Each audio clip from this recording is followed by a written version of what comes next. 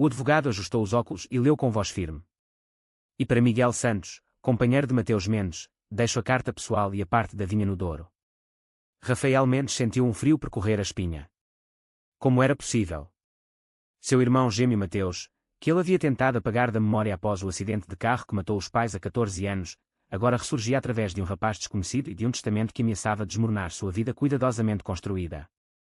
O escritório do Dr. Oliveira ficava no terceiro andar de um prédio antigo na Rua Augusta, com janelas altas que deixavam entrar a luz dourada da tarde lisboeta. Rafael estava sentado na cadeira de couro, o terno cinzento impecável, a gravata azul apertada como se quisesse sufocar qualquer emoção. Aos 34 anos, era sócio júnior de uma das maiores empresas de arquitetura de Lisboa. Tinha um apartamento com vista para o Tejo, uma noiva chamada Sofia que planejava o casamento para o próximo verão e uma agenda tão cheia que mal tinha tempo para pensar no passado. Ou pelo menos era o que ele repetia a si mesmo todas as noites antes de dormir. O advogado continuou a ler os detalhes técnicos, mas as palavras flutuavam sem sentido. Mateus estava vivo. Rafael lembrava-se perfeitamente do dia do acidente. Tinham 19 anos. Mateus acabara de contar aos pais que era gay. O pai gritara, a mãe chorara, Rafael ficara paralisado no corredor, ouvindo tudo. Na manhã seguinte, durante a viagem para o norte para resolver as coisas em família, o carro derrapou na chuva. Os pais morreram na hora.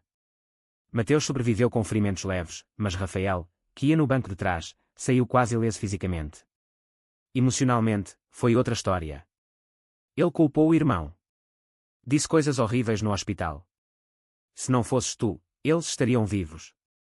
Mateus partiu para o Porto no dia seguinte e nunca mais deu notícias. Rafael escolheu esquecer. Contou aos amigos e à família distante que o irmão tinha morrido no acidente também. Era mais fácil assim. Agora, 14 anos depois, a avó materna, Dona Isabel, falecera aos 87 anos. Rafael tinha ido ao funeral em Trás-os-Montes, um evento frio e rápido. Não esperava nada além de uma herança modesta. Mas o testamento trazia esta bomba. O advogado entregou-lhe uma cópia da carta que seria enviada a Miguel Santos, residente em Porto. A avó insistiu que esta parte fosse entregue pessoalmente ao rapaz, explicou Dr. Oliveira. Ela mantinha contacto secreto com Mateus todos estes anos. Rafael saiu do escritório como se o chão tremesse. Caminhou pela Baixa sem destino, passando pelos cafés cheios de turistas e pelos elétricos que subiam a colina. O telemóvel tocou. Era Sofia. Amor, já acabaste. Reservei mesa no Belcanto para comemorarmos o teu novo projeto. Ele mentiu que estava atrasado no trabalho. Precisava de tempo. Chegou ao apartamento no Chiado, serviu-se de um whisky e abriu o computador. Procurou Miguel Santos Porto. Havia dezenas. Mas um perfil no LinkedIn chamou-lhe a atenção. Miguel Santos, 30 anos, designer gráfico, foto de um homem de sorriso aberto, olhos castanhos quentes e cabelo ondulado. A descrição mencionava viúvo de Mateus Mendes. Rafael sentiu o peito apertar. No dia seguinte, o telemóvel tocou com um número desconhecido. Olá, sou o Miguel. Recebi uma carta da advogada da Dona Isabel. Diz que sou herdeiro de parte da vinha e que devo falar contigo, que és o irmão do Mateus. A voz era calma, quase gentil. Rafael ficou mudo por segundos. Eu não sabia que ele estava vivo. Miguel ficou em silêncio do outro lado. Ele morreu há 2 anos, de cancro. Mas a avó queria que eu te conhecesse. Posso ir a Lisboa na próxima semana. Rafael concordou sem pensar. Desligou e ficou olhando para o Tejo pela janela. A vida que ele construíra com tanto esforço começava a rachar. Miguel chegou na terça-feira. Encontraram-se num café perto da Praça do Comércio. Rafael esperava alguém frágil, mas Miguel era alto, ombros largos, com uma camiseta simples e de jeans. Sentaram-se à mesa exterior. O Mateus falava muito de ti, disse Miguel logo. Dizia que eras o melhor irmão do mundo antes de tudo. Rafael sentiu um nó na garganta. Eu rejeitei-o. Depois do acidente, disse-lhe coisas imperdoáveis. Miguel baixou os olhos. Ele perdoou-te há muito tempo. Guardava as tuas fotos de criança. A avó contava-lhe como estavas a correr bem em Lisboa. Conversaram durante horas. Miguel contou que Mateus se mudara para o Porto, abriram uma pequena galeria de arte, conhecera Miguel numa exposição e viveram juntos 8 anos felizes. Ele nunca deixou de te amar, Rafael. Mesmo quando tu o esqueceste. Rafael voltou para casa atordoado. Sofia esperava-o com jantar. Estás estranho desde o testamento, disse ela. Ele sorriu forçado. Só cansaço. Nessa noite, sonhou com o irmão. Acordou suado, com uma pergunta que não queria responder: e se eu também fosse como ele? A carta da avó chegou 2 dias depois pelo correio registado. Rafael abriu-a sozinho no escritório de casa. A letra tremida de Dona Isabel encheu-lhe os olhos de lágrimas. Meu querido neto, perdoa-me por ter guardado segredo. Mateus pediu-me para não te contar que estava vivo. Ele tinha medo que tu o rejeitasses outra vez. Mas eu vi como ele sofreu. E vi como tu sofres em silêncio. O Miguel é um bom rapaz. Dá-lhe uma oportunidade. A vinha é dele, mas a verdade é tua. Rafael leu e releu. A avó sabia. Sempre soubera. Ele fechou a carta e foi até à varanda. O Tejo brilhava ao sol da manhã. Lembrou-se da infância em Vila Real. Ele e Mateus correndo pelos campos, partilhando o mesmo quarto, os mesmos sonhos. Mateus sempre fora o mais sensível, o que desenhava flores no caderno da escola. Rafael era o protetor, o que defendia o irmão dos bullies. Até ao dia em que Mateus disse: eu gosto de rapazes. Tudo mudou. Decidiu ir ao Porto. Disse a Sofia que era uma viagem de trabalho. Chegou de comboio à estação de São Bento e apanhou um Uber para a casa de Miguel no centro histórico. O apartamento era pequeno mas cheio de luz, paredes cobertas de quadros que Mateus pintara. Miguel recebeu-o com café e pastéis de nata. Queres ver as coisas dele? Mostrou álbuns de fotos. Mateus aos 25, sorridente ao lado de Miguel na ribeira. Mateus aos 30, mais magro, já doente, mas ainda feliz. Ele nunca parou de descrever cartas que nunca enviou, disse Miguel, entregando uma caixa. Rafael passou a tarde a ler. Cartas cheias de perdão, de saudades, de esperança que um dia se reencontrassem. Uma dizia: sei que tu também lutas com isto, irmão. Não tenhas medo como eu tive. Rafael sentiu o chão desaparecer. Ele? Lutava. Sempre negara. Tivera namoradas, beijara Sofia com paixão, mas nunca sentira aquele fogo verdadeiro. As noites sozinho no ginásio, os olhares rápidos para homens na rua que ele ignorava. Tudo voltou. Voltou a Lisboa perturbado. Sofia notou. Estás distante. É por causa do irmão. Ele mentiu. Só negócios da herança. Mas à noite, sozinho no quarto de hóspedes, chorou pela primeira vez em anos. O telemóvel tocou. Era Miguel. A advogada quer que nós dois assinem uns papéis sobre a vinha. Podemos encontrar-nos outra vez. Rafael concordou. Começava a sentir que não podia fugir mais. No fim de semana, Sofia insistiu num jantar com amigos. Rafael sorriu, conversou, mas por dentro estava longe. Um dos amigos, um arquiteto chamado Vítor, falou sobre um projeto no Douro. Vi uma vinha linda lá. Pertence à tua família. Rafael engoliu em seco. Sim. Vítor olhou com curiosidade. Havia algo no olhar dele que Rafael reconheceu. Calor, interesse. Ele desviou os olhos rapidamente. Na segunda-feira, encontrou Miguel outra vez em Lisboa. Caminharam pelo Parque das Nações. Miguel contou mais. O Mateus dizia que tu eras o único que o entendia de verdade. Que vocês eram duas metades da mesma alma. Rafael parou. Eu rejeitei essa metade. Miguel tocou-lhe o ombro. Ainda estás a tempo de a aceitar. Rafael voltou para casa e abriu o computador. Procurou, como saber se sou gay. Fechou a página logo. Mas a semente estava plantada. A reunião com a advogada foi tensa. A vinha no Douro valia uma fortuna. Miguel queria vendê-la para criar uma fundação em nome de Mateus para jovens LGBTQ+. Rafael sentiu o peito apertar. Isso é muito bom. A advogada sorriu. A Dona Isabel deixou uma cláusula: vocês dois têm de decidir juntos.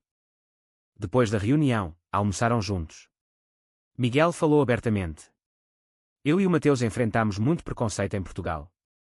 Famílias que não aceitavam, vizinhos que murmuravam. Mas o amor era maior. Rafael escutou em silêncio. Pela primeira vez, imaginou-se a viver aquilo. A ter alguém com quem partilhar tudo sem medo. Nessa tarde, recebeu uma mensagem de Sofia. Vai jantar com os meus pais amanhã. Eles querem falar do casamento. Rafael sentiu pânico. Disse que sim, mas cancelou na última hora alguém de trabalho. Em vez disso, ligou a Miguel. Queres ir beber um copo? Encontraram-se num bar discreto no Bairro Alto. Conversaram até tarde. Miguel contou como Mateus falava do irmão mais velho com orgulho. Ele dizia que tu ias ser o arquiteto mais famoso de Lisboa. Rafael riu com amargura. E eu disse-lhe que ele ia destruir a família. Ao despedir-se, Miguel abraçou-o. Foi um abraço fraterno, mas Rafael sentiu algo diferente. Calor, segurança. Voltou para casa caminhando devagar pelas ruas empedradas. Sofia dormia. Ele ficou no sofá até amanhecer, pensando. No dia seguinte, foi ao escritório e cancelou 2 projetos. Precisava de tempo. Ligou à tia que ainda vivia em Trás-os-Montes. Sabias que o Mateus estava vivo? A tia hesitou. A tua avó pediu segredo. Ela dizia que tu não estavas pronto. Rafael desligou furioso. Traição. Todos sabiam menos ele. Vítor ligou. Queres ver o projeto da vinha? Posso ir contigo ao Douro. Rafael aceitou sem pensar. Viajaram juntos no fim de semana. No carro, Vítor falou da sua vida. Saí do armário aos 25. Foi difícil com a família, mas hoje sou feliz. Rafael sentiu o coração acelerar. E tu? Alguma vez pensaste nisso? A pergunta ficou no ar. Rafael não respondeu. Chegaram à vinha ao pôr do sol. As vinhas estendiam-se em terraços dourados. Rafael tocou as folhas. Sentiu a presença do irmão ali. Chorou em silêncio. Vítor ficou ao lado, sem dizer nada. Apenas esteve presente. O regresso a Lisboa foi silencioso. Sofia esperava-o com malas feitas. Vamos passar o fim de semana fora, só nós. Rafael recusou. Tenho coisas para resolver. A discussão foi feia. Estás diferente desde aquele testamento. É como se eu não existisse mais. Ele não soube explicar. Naquela noite, dormiu no sofá. Miguel enviou fotos antigas. Rafael e Mateus aos 10 anos, abraçados. Rafael guardou-as no telemóvel. Começou a escrever uma carta para o irmão morto. Perdoa-me. Eu tinha medo de ser como tu. Não enviou. Mas sentiu alívio. A família de Sofia pressionou. O pai dela, conservador, ligou. O casamento é importante para a imagem da empresa. Rafael sentiu-se encurralado. Marcou terapia. A psicóloga, uma mulher calma em Campo de Ourique, escutou sem julgar. O que sentes quando pensas no Miguel? Rafael curou. Paz. Vítor convidou-o para um vernissage no Porto. Rafael foi. Encontrou Miguel lá. Os 3 conversaram. Vítor e Miguel deram-se bem. Rafael sentiu ciúmes. Ciúmes. Ele? A noite terminou com os 3 a beber vinho na ribeira. Vítor tocou-lhe o braço. Estás bem? Rafael olhou nos olhos e, pela primeira vez, não desviou. De volta a Lisboa, confrontou Sofia. Eu gosto de ti, mas não te amo como mereces. Ela chorou. É por causa de um homem. Ele não negou. Pela primeira vez, disse em voz alta. Acho que sou gay. Sofia saiu batendo a porta. Rafael ficou sozinho no apartamento vazio. Sentiu medo, mas também liberdade. Ligou a Miguel. Quero ir ao Porto outra vez. Quero conhecer o lugar onde o Mateus viveu. Miguel concordou. Vem. A casa ainda tem as coisas dele. A viagem de comboio pareceu eterna. Rafael chegou ao Porto de manhã cedo. Miguel esperava-o na estação com um sorriso. Foram diretamente para a casa. Rafael tocou os móveis, leu os diários de Mateus. Encontrou uma entrada. Hoje fiz 30 anos. Gostava que o Rafael estivesse aqui. Ele é o meu herói, mesmo que não saiba. Rafael caiu de joelhos e chorou como criança. Miguel abraçou-o, ele perdoou-te. Agora perdoa-te a ti. Passaram o dia a falar. Rafael contou tudo. O medo, a culpa, as noites em que sonhava com homens e acordava assustado. Miguel escutou. O amor não é escolha. A coragem sim. À noite, Vítor apareceu. Tinha vindo de Lisboa de propósito. Os 3 jantaram numa tasca típica. Vítor e Rafael trocaram olhares longos. Depois do jantar, Miguel deixou-os sozinhos. Tenho de ir. Vítor pegou na mão de Rafael. Não tens de decidir nada agora. Só deixa acontecer. Caminharam pela ribeira de mãos dadas. Rafael sentiu o coração leve pela primeira vez na vida. No dia seguinte, foram à campa de Mateus. Rafael colocou flores. Irmão, eu vim. E vou viver por nós dois. Chorou outra vez, mas eram lágrimas de libertação. De volta a Lisboa, encontrou a tia à porta de casa. A família sabe. Não aprova. Rafael sorriu triste. Não preciso da aprovação de vocês. Preciso de ser eu. Fechou a porta. Pela primeira vez, sentiu-se inteiro. Os meses seguintes foram de reconstrução. Rafael vendeu o apartamento grande e comprou o mais pequeno no Príncipe Real, bairro onde se sentia em casa. Começou a trabalhar com Vítor num projeto conjunto. O amor cresceu devagar, natural, cheio de conversas até de madrugada e passeios de mão dada. Miguel tornou-se família. Juntos, abriram a fundação em nome de Mateus. A vinha foi convertida em centro de acolhimento para jovens LGBTQ+ do interior. Rafael viajou para Trás-os-Montes e confrontou a família. A tia chorou. Perdemos tanto tempo. Ele abraçou-a, ainda podemos recuperar. Não foi fácil, mas foi verdadeiro. Numa tarde de verão, Rafael e Vítor foram ao Algarve. Sentados na praia de Cascais ao pôr do sol, Vítor ajoelhou-se. Queres casar comigo? Rafael riu e chorou ao mesmo tempo. Sim. 1000 vezes sim.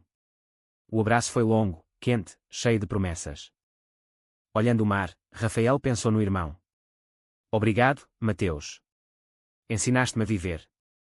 É verdade que o medo do julgamento social pode destruir para sempre os laços entre irmãos. Verdadeiro ou falso?